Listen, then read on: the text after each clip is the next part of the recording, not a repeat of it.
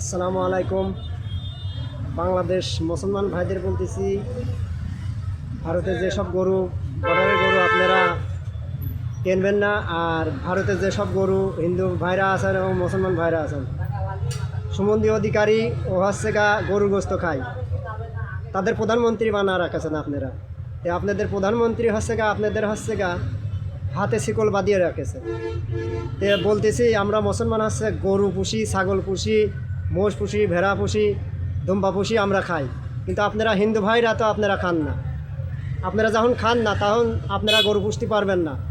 যেহেতু গরু যদি পোষেন তাহলে আপনাদের খেতে হবে। যেহেতু আমরা গরু, ছাগল, দুম্বা সব কিছু পুষি, আমরা খাই, কিন্তু আপনারা তো খান না। আপনারা মা করে পাগল হয়ে যান। আপনারা খান হচ্ছে গা গরুর সেনা, গরুর হচ্ছে গা গোবর। এগুলো খাওয়া ঠিক না। আপনারা পোষেন গরু, ছাগল সবই পোষেন, ঠিক আছে, আপনারা খান।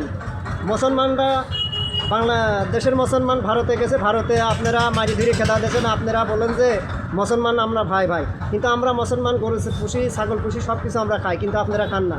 আপনাদের যে নেতা, মূল নেতা, সে হচ্ছে উত্তরবঙ্গের মূল নেতা, আপনার হচ্ছে সুমন্দি অধিকারী। আমি সুমন্দি অধিকারী নাম থেকে চিনি না, সুমন্দি ওর নাম। সে হচ্ছে গরু গোস্ত খাচ্ছে, অথচ সে একজন নেতা, সে যদি গরুর গোস্ত খাতে পারে, আপনারা পারবেন না কেন? আপনারা পোষবেন, খাবেন, আপনারা খাবেন না, পোষবেন না, ওই জিনিস আপনার পোষার দরকার না। আমরা মুসলমানরা পোষ ফেলা দেবো, সেটা আমাদের ব্যাপার, আপনাদের কোনো যায় আসা যায় না।